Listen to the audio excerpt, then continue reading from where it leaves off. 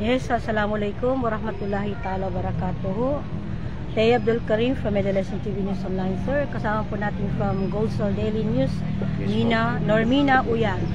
At sa ngayon, sir, pangalawang araw, ano, kung tayo or pangatlong araw ng Bangsamoro Day. Yes po. Yes, so ito ay sa pagunita ng ika-5 taong anibersaryo ng Bangsamoro Foundation Day. So, kaharap po natin ngayon ang Chief Admin Section ng MPW Sulu, First District Engineer or First District Engineer Office. Walang iba kundi si Chief Bonidin G. Esten. Yes po, ma'am.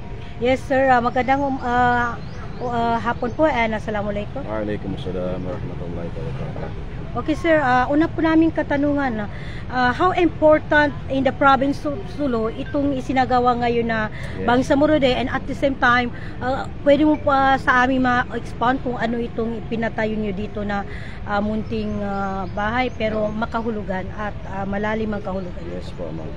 So, assalamualaikum and good afternoon. Yes. Actually, this is a Astana Darul Jambangan of Sulug, no? So, the Astana is very important, no, to showcase our culture and tradition, a larger than life tradition. So, the Astana means is a house of Sultan, a royal house. Royal house. So, Darul Jambangan means is abode of flowers. Yes. So, that is the Astana. Darul Jambangan. Okay, more? So, actually, one of the purpose of this replica is to remind the young generation, to remind us all, especially the young generation, the existence of the Sulu Sultanate long before historical. So, what is the big impact of this celebration as administrator as a Sulu?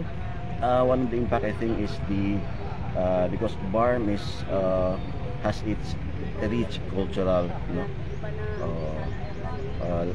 where it's 5 provinces in cities has its own unique tradition. So this is as a proof to prove that the BARM is culturally rich. Yeah. So para po din sa kaalaman ng ating mga taga-Bangsamoro, kamustahin natin yung Sulu, ano nga ba yung update natin ngayon? Alhamdulillah, as of now, maganda naman yung implementation. In behalf of our district engineer, Engineer Adam Hijul, and with the support of LGUs headed by our own Governor Abdul Saportan. So alhamdulillah, maganda ngayon ang Sulu. So as I mentioned earlier, the purpose of the replica is to show our culture, our tradition, and to let the people knows of what we are, what the Tosog are, and the existence of Sulu Sultanate prior to the come of the Spanish. So yun lang ang message ko. So anything about any details about the Astana, ano itong ibig sabihin nito? Astana is a palace of the Sultan. Astana mean in Malayan term Istana. Istana. Okay. So Istana. So in Malayan term Istana, in Tausug term or Sultanate term Astana. Royal house, palace of the Sultan. So Darul Jambangan means abode of flowers. Okay. That's the beauty of Sulu Sultanate. So yun lang, ma'am. So anyway, wala na kaming ibang katanungan, libang kung meron kang karagdagang impormasyon na nakalimutan namin itanong sa iyo, sir. Mensahe na lang.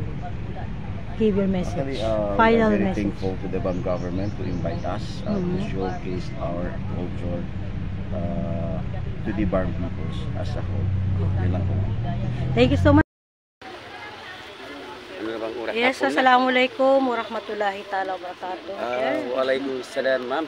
Yes, I'm Tay Abdul Karim from Medellin TV News Online, Cotabato City BARM. Kasama po natin ang Goldstar Daily News dito rin sa lungsod ng Cotabato, si Nor Uyag. At sa ngayon ay kaharap po natin ang Assistant District Engineer ng MPW Sulu First District Engineer Office. Walang iba kundi si Sir Jefferson Indanan. Yes, sir. Unang-unang katanungan, ngayon po ang pangatlong araw ng Bangsamoro Day. Ano po yung inyong masasabi dito?